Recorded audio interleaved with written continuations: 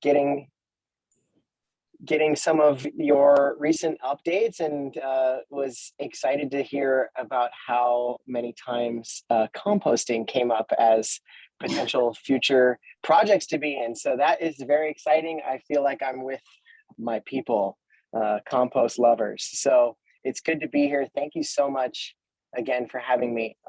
Now, I have to admit, I am on my iPad, and I normally do Zoom on my computer. I don't actually know if I know how to. I just realized that it looks different on my iPad than on my computer, and I'm not sure if I know exactly how to do a share screen. Oh, here's share content. Okay, it says only the host can share in this meeting. Rachel, I can't make Sean host. Can you make him host? Also, don't forget to have Sergio speak before he leaves.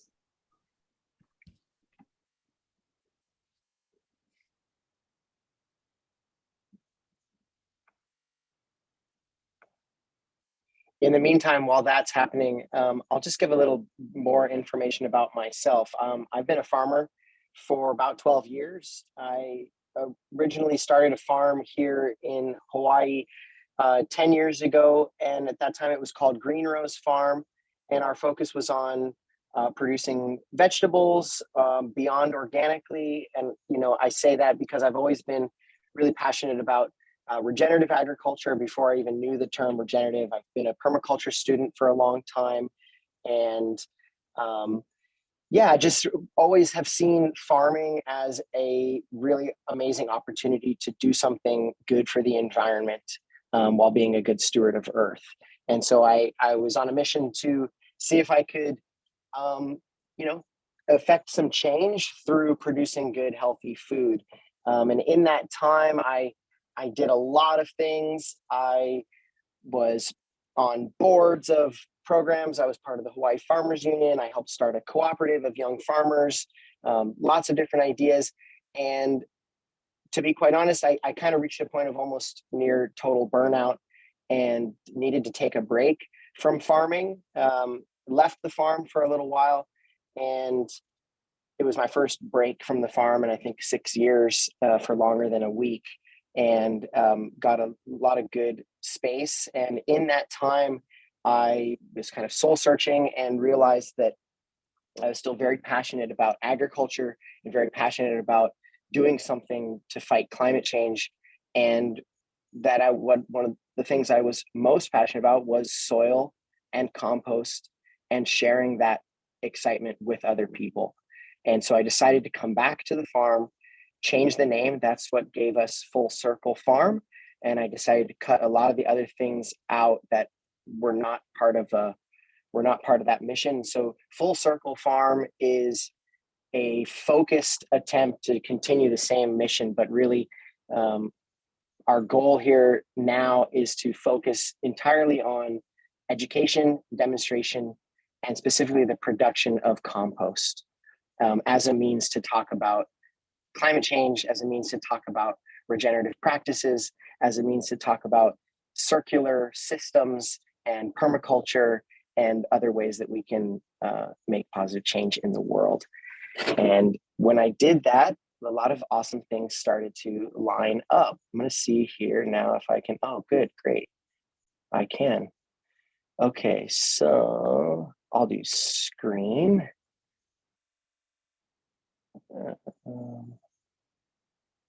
Okay. Now, if I do this, are you able to see my screen? Not yet. No? No. Oh. Let's see. Okay, share content, screen.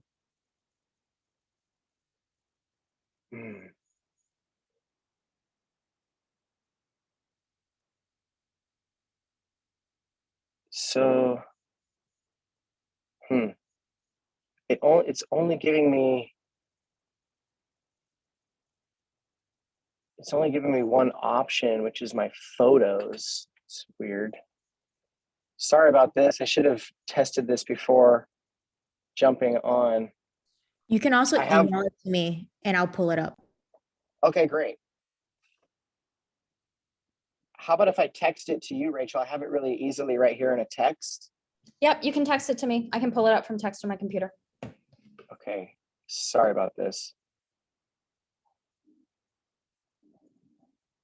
It's a Canva slides.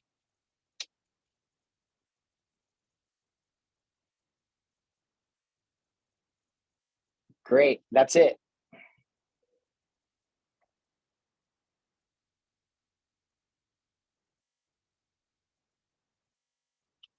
Okay, awesome. If you could take it back one slide, actually a couple slides, maybe just to the beginning there. This is a preview, sneak peek of what's to come. Okay, great, perfect. This is it. So yeah, great. So let me get into it. So we decided to focus on compost. We had already been doing lots of composting. We had created a relationship with an organization called Sustainable Coastlines Hawaii. Most of you may be familiar with them. They do beach cleanups and things like that. And so why is a beach cleanup organization involved in composting? Well, when you are cleaning beaches, inevitably you're bound to start thinking about how to reduce that trash before it ends up on the beach. And so they got into waste diversion, specifically at a couple of the surf contests that happen up on the North Shore. And so they began diverting waste, doing some education at these events, talking to people about what goes to landfill, what could be recycled, and what could be composted. There I came in as the partner who would do the composting for them. So that also got us talking about the compostable to-go-ware, this, things that you see at restaurants. These are clamshells and cups and stuff that are all compostable. You've probably all seen them. And most of them on there say something like needs to be composted in an industrial facility or in a commercial facility. And so this led to conversations of like, why don't we have one of these, and how hard would it be to make one of these, and is it possible to do this? Long story short, we found out about a company in Washington called Green Mountain Technology, and they are the creators of the compost machine that we now have at the farm. It's called an Earthflow. It's an in-vessel composting machine. So you can go to the next slide. In 2020, Sustainable Coastlines was able to get, through a series of grants and some private funding, the funds to bring over the very first in-vessel composting machine to Hawaii. This is it in this picture. It's now since been painted and has a really beautiful mural on it. If you come to the farm, you'll be able to see it. And what's exciting about this machine is it is a container. So it's fully contained, meaning there's no potential leachate into the ground of harmful liquids that come off of the composting process. Similarly, the off-gassing is controlled through an external biofilter. You can kind of see it in the back right. It's an IBC tote, and there's this long pipe going from the top to it. So that is an exhaust port that is capturing any potential off-gas. Even in a perfectly mixed compost pile, there is still some off-gassing of carbon dioxide, although much less than rotting food waste does in a landfill, for example.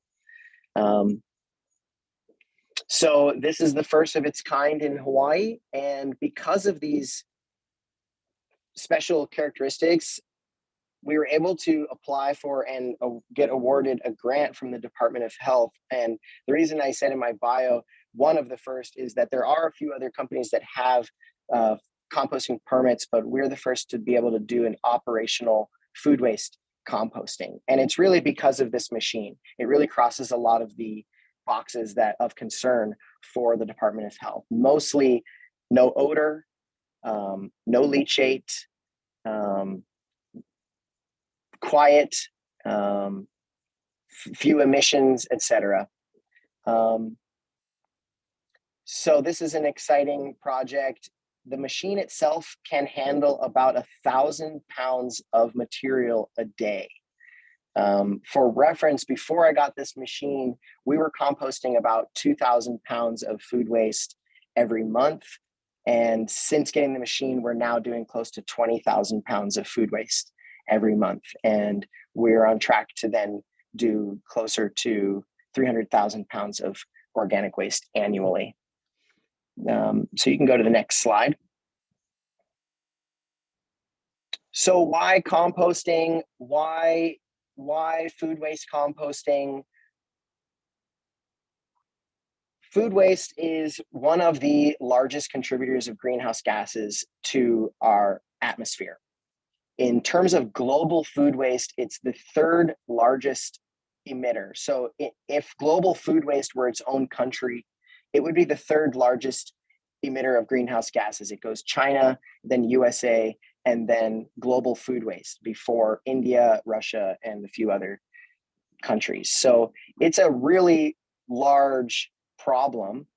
The amount of food waste that ends up in landfill rots anaerobically. That means without oxygen. And when it does so, it emits carbon dioxide, nitrous oxide, and also methane, which are the three big harmful gases that end up in our atmosphere, causing global climate change. What's so incredible to me about compost is that when we compost food waste, that same product, and instead of letting it sit in a landfill anaerobically layered with plastic and diapers and other trash, and we mix it instead with a carbonous material like leaves or paper or cardboard or chipped up wood and branches, and we combine it with oxygen, aerobic, it actually does the opposite. It can pull carbon out of the atmosphere and sequester it into the soil where it can live for thousands of years. And so why is that important? Well, for one reason, we know we need to pull carbon out of the atmosphere. Project Drawdown is an amazing organization that identified like 100 or so of the best things we can do to start pulling carbon out of the atmosphere. Composting, I think, was number 6 on their long list of things we could do, along with planting trees, things that y'all are involved in. These are activities that bring carbon out of the atmosphere. Carbon cycles through our planet just like water does, and climate change, simply, in my words, is really just an excess of carbon dioxide in the atmosphere. Unfortunately, that excess of carbon has led to heating. It also, there are areas in our planet that are called sinks, right, for carbon. The ocean is a large sink for carbon, and so we don't want carbon going into our ocean, because when it does that, it leads to ocean acidification and other harmful things. So we need to get that carbon out of the atmosphere and back into our soil. The soil is one of the largest sinks that can hold carbon. And there's a lot of practices that can put carbon back into the soil, and composting is one of the best. So why do we want carbon in our soil? One, we want it out of the atmosphere, but two, soils that are rich in carbon actually can hold more water. And when they hold more water, that means that they are they're both flood and drought resistant, which are two of the large problems that we're facing because of climate change. And soils that hold more water also hold more life. The more life they hold, the more nutrients are available to plants, meaning more healthy plants, more healthy people, a happier planet, a healthier world. Let's go on to the next slide. Here's some pictures of us getting the machine to the farm and having a little workshop that day and putting our first load of material into the machine. A little quote from me, excited because I've been doing compost for a long time, mixing either by hand or even with my tractor, and watching this thing in action mix mulch and food waste together is absolutely incredible. And so let's see it in action. I think the next slide is a little video. So here's food waste in the machine. This is the kind of stuff that we can turn back into soil. This is post-consumer stuff. You can see we even tested a few of those compostable plates and cups, and they all completely disappear.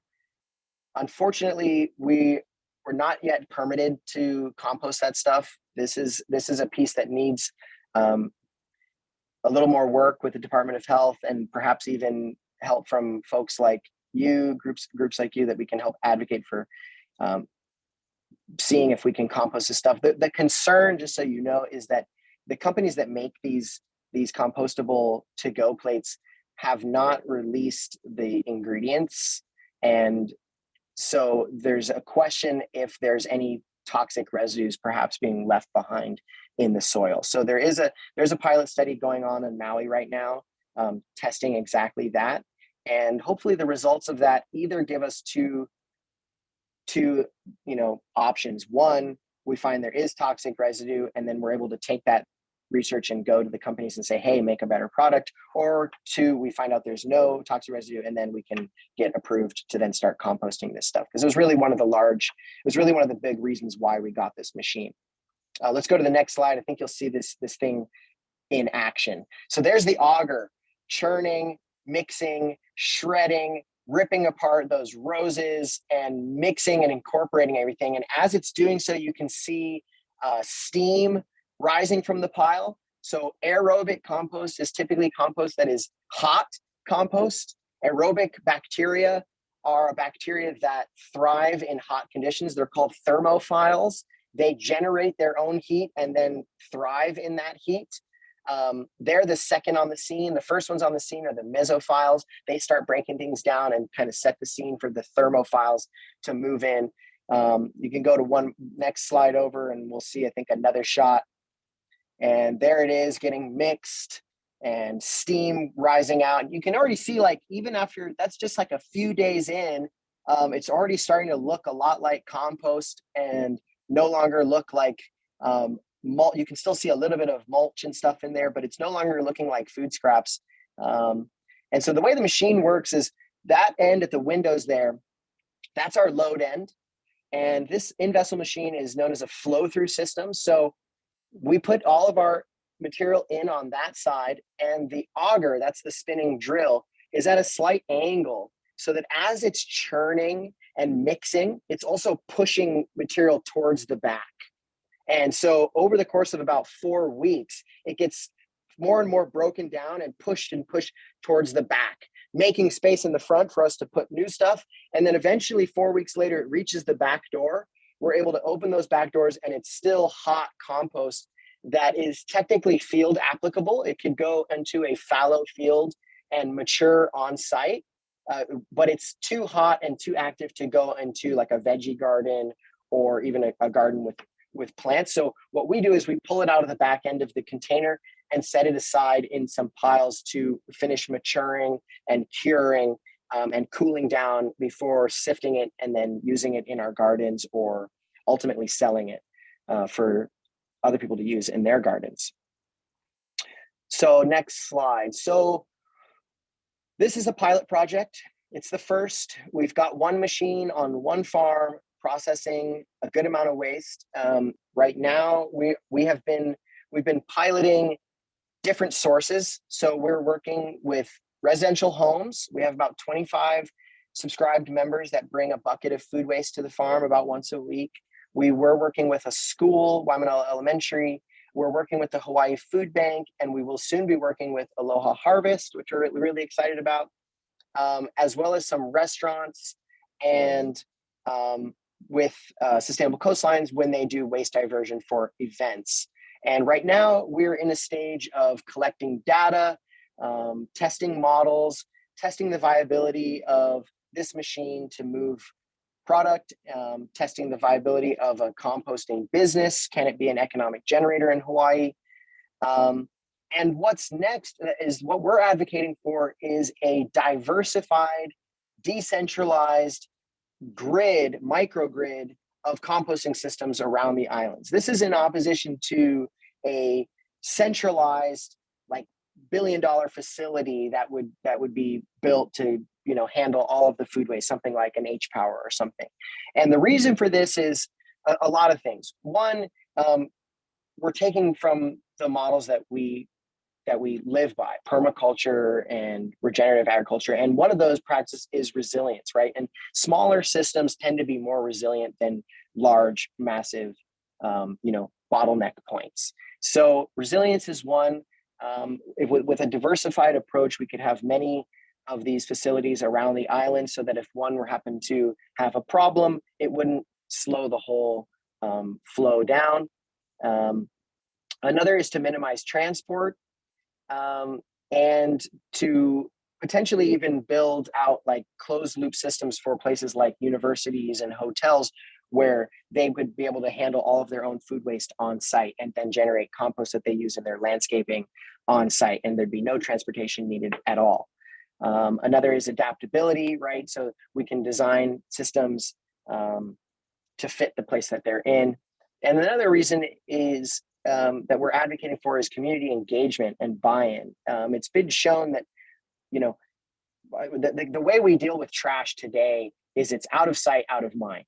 When I bring students onto the farm, I like to ask them, when we throw something away, where is away? And I get these great perplexed looks on faces like, oh my gosh, I never thought about that. It's like, where is away? Well, a lot of times we're seeing that trash is ending up on the beach. It's ending up in bike paths, right? It's not all being taken care of. We throw it in the trash can and think it's just gone, but clearly we have a problem with trash. We have a problem with waste. It's something that we need to deal with. And so the out of sight, out of mind model doesn't work. We want it to be in sight, in mind. When we see composting sites, when we see community gardens, when we are reminded of it daily, whether it's at our children's school or at the library or at our Rotary Club or something, then we're more likely to care about that project and to want to see it succeed. So that's another reason for this microgrid approach. As I said, we're collecting a lot of data right now. And some of our next steps are continuing to do education, host workshops, bring in stakeholders and legislators and members of the community to see this so that we can start to expand and build. Let's go to the next slide. This is just kind of more information about like the technical things of what it's really going to take, the cost of these things. They are pretty cost prohibitive. They're about $100,000 for a unit. And that price is actually going up because of the supply chain issues and the price of stainless steel. So we're actually working with Green Mountain Technology, that's the company that designed it, to potentially buy just the internal guts and the components of these systems and then fabricate them on island, which could be a potential way to also kind of have some workforce development here. We've got now this template with the permit, which is exciting because it was a 2-year process and very challenging. It's an over 300-page document to get this thing permitted. And so it was a lot of effort that went into that. And learning from those lessons, and working with other organizations to, figure out ways that we can expand. And let's see, I think that's really the last slide. You can go to the next one. I think this has just got a few, this is normally a presentation I do with Sustainable Coastline. So this just got a little bit more information about what they do. They've done some amazing cleanups where they have trash, helicoptered out of remote locations. And this is in the bottom right is one of their waste diversion setups. And you can see a large beach cleanup there. So I attempted to go fast because I know that you have another appointment, and I wanted to get to the end so I could take questions. I apologize if I spoke too fast or too rapidly. Please hit me with questions.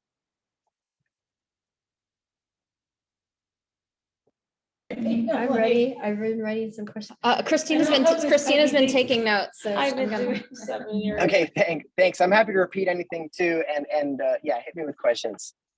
So I know we briefly were talking, and I know Phil's on too, about lunch out of landfills, and it's something our club is looking into for the state of Hawaii, and Yeah. it would progress, and if it ends up happening, right, and we end up doing this and it ends up working like it is in Maryland right now, it could become, the goal is to make it mandated that DOE, especially elementary schools, probably middle schools, end up doing this program in every school, which diverts in some of these schools in the mainland. It's like 86% of their food waste, everything that they're getting from their lunches, will then get diverted, whether it's composting, whether it's liquid, whether it's recycling, or it's food sharing, so they can, harvest, reuse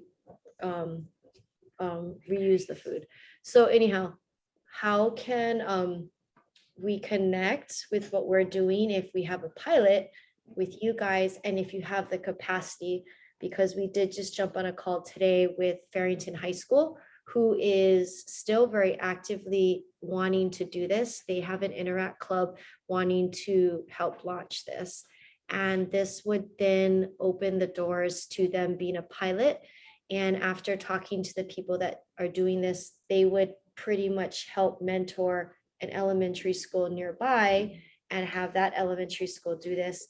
And then this would be, I don't know if this is correct, Phil, but probably about like 250 pounds a week or something. Yeah. Is that what you're saying?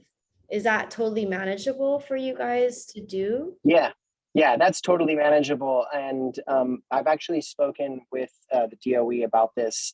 There is a person that's tasked. I don't know that her title, but it's something related to compost. Her name is Laura, and she's tasked with kind of figuring out how to get the DOE schools composting. And so, and I know that there's, I think personally a proponent of closing loops right where they are, and having composting happen right on site. But not all schools can do that. It really requires someone to champion that. And it's my parents were teachers, so getting any extra work to teachers is really not the way it goes. So it does require like a new position, a paid position to manage that at schools.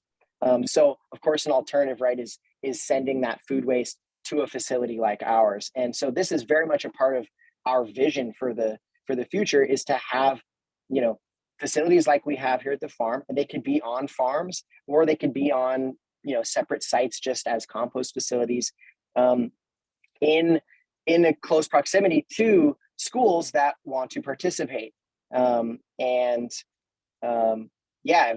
With state funding or federal funding, I can absolutely see something like this happening. And so the machine that we have, the 20-footer, it can handle about 1,000 pounds of material a day. So if a school is generating 250 pounds a week, we can say that facility could do, for about, 15 to 20 schools, potentially. But obviously those numbers are gonna be different depending on schools. That would be awesome. So it's just a pilot, and then trying to get it up and running, probably next year, in the beginning of next year, working with Aloha Harvest for potentially the transportation. And I'm trying to just set up things to where a pilot could actually take place and it happened relatively soon. And I'll get you the other information on it, but I'd love to learn more about this Laura from the DOE.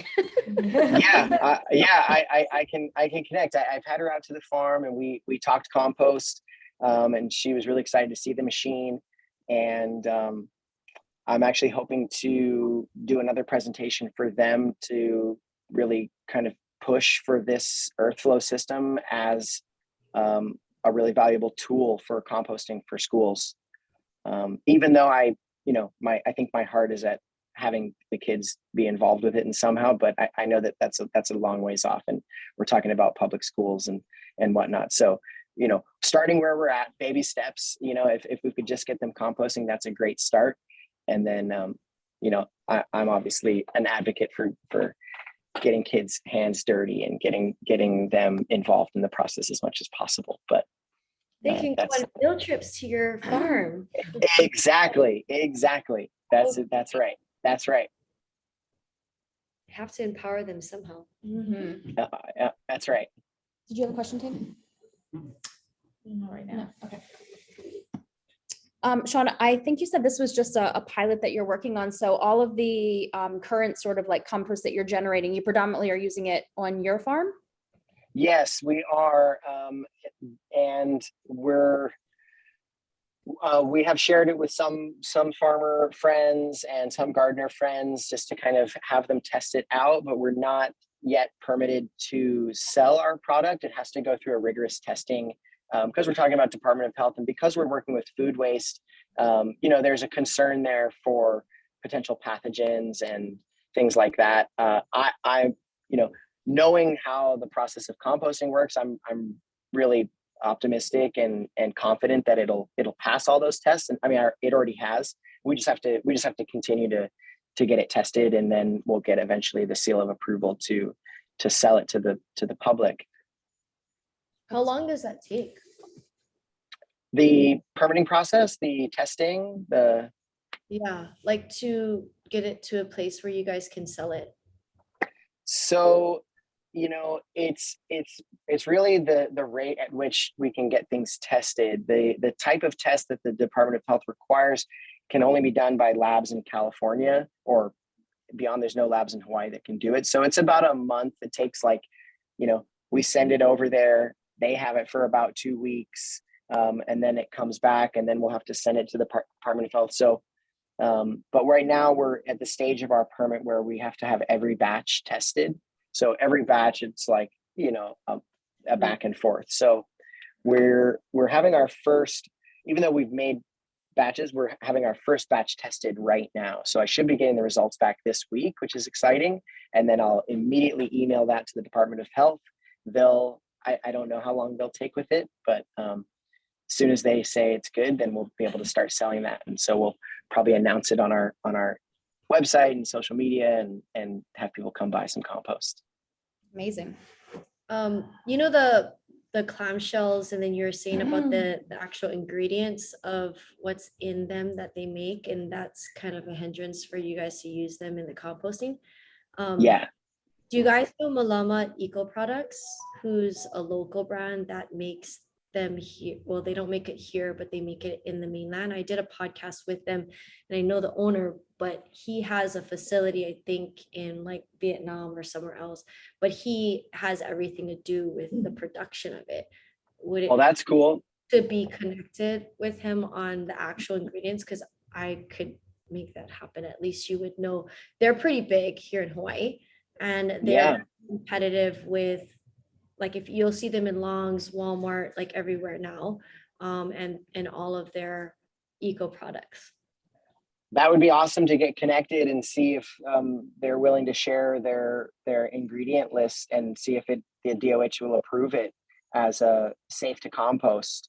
Because the other ones, their ingredients is proprietary. And I know that, certainly there have been partnerships between companies and legislators in the past where they can do some kind of a non-disclosure agreement and share those proprietary ingredients, but it's just something, they're local, and it might help them be able to market it to totally like the Abita or whatever, those other brands that are from another country. Because you know what I mean? Right. Still share Totally. the stuff with the DOH, but just market as proprietary. Yeah, and exactly. Yeah, that's kind of how I figured it too. And like, I haven't been a leader in the permit process. I'm kind of just the operator here and helping on that side. But that was what was told to me, is like, hey, we're allowed to do the food waste and everything, but right now they're not approving the clamshells and stuff because they don't know what it's going to lead. I think they're just being extra safe for good reason, before just opening up the gates and saying, yeah, compost all this stuff. Although personally, there are plenty of other models, like they compost that stuff in California, they compost in other states. It's definitely compostable. We have composted it. We've composted thousands of pounds of those clamshells and those plastic feeling cups, and they completely vanish and disappear into the soil. So they are definitely compostable. I think it's just a question of, does it result in good compost? And we've had our compost tested, and there's nothing really that stands out as like high heavy metals or anything like that. So I'm not exactly sure why the hiccup is there for that stuff, but yeah, with other stakeholders like yourselves and bringing in a local producer or something, I think these are ways that we can just kind of need to keep pushing. This is a new thing in Hawaii, I know how things, when new things come, there's always red tape. There's always hoops we have to go through. And so we're just happy to be kind of pushing through some of those things and hopefully making it easier for the tidal wave that I don't know if you guys feel it, but I feel this inevitable tidal wave of composting coming to our lives. So it's bound to happen.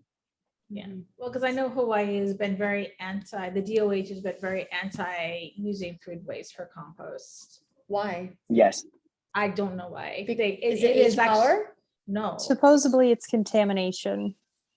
Yeah. From what I understand, there's this kind of like underlying, it's going to be contaminated. People don't know how to sort properly, but I won't mention another competitor's name, but there's local composting companies that are selling product that is completely contaminated with plastic and God knows what else, garbage, but the food waste and the green waste has been, it's going to be contaminated. It's been they've only allowed the green waste only, food waste not. They've only allowed the food waste really to go to the piggeries and that sort of thing. So yeah, I don't know their hindrance, and it's really kind of like when you were saying that they're not allowing these clamshells and stuff this to go, and we've had to move all these restaurants, everybody to these products for the fact that they can be composted, and then they're saying, oh, well, we're not going to allow them to be composted. It's like, then what are you expecting to happen to them?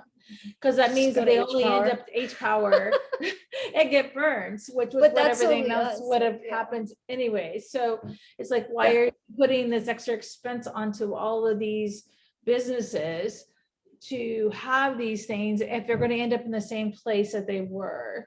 So and exactly, that was the same conversation we had about, like, wait a second, everyone's switched over to compostable and we don't have a facility to compost it. So that was why I said, well, it was one of the big reasons we brought that machine over. It was one of the big pushes for the grant and for the funding we got was, hey, we're going to start to be able to do this. So yeah, it was a bummer that we couldn't compost that stuff. And I have heard stories about a company that tried to do food waste composting some years ago.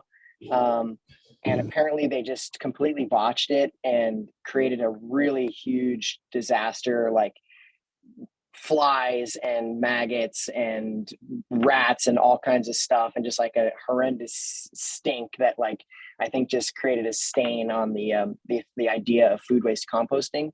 And that's why we, our farm is really focused on education and demonstration, is that, it's not just the Department of Health. I think, you all are an eco Rotary, you're hip to the benefits of composting, but for a lot of people, that is the interpretation they have about it, is that this is going to be stinky. This is going to be nasty. It's going to be something gross in my yard. It's going to be bugs and all kinds of stuff. And that can happen, but it's not, that's not the only way that can happen. Compost can be really beautiful. Compost can smell great. I think a compost pile that's properly mixed actually smells wonderful. So I'm a big proponent of compost, and a big proponent of changing people's minds about it, and that it's not this stinky, messy thing. And so, yeah, it's kind of one of the cool things about this machine is it has that sort of sleek, sexy, high-tech look that, you just look at it and if you're next to it, there is no wet puddles around it. It doesn't smell. It's clean. It looks beautiful. So that's why I'm excited about this as a potential to really push composting forward.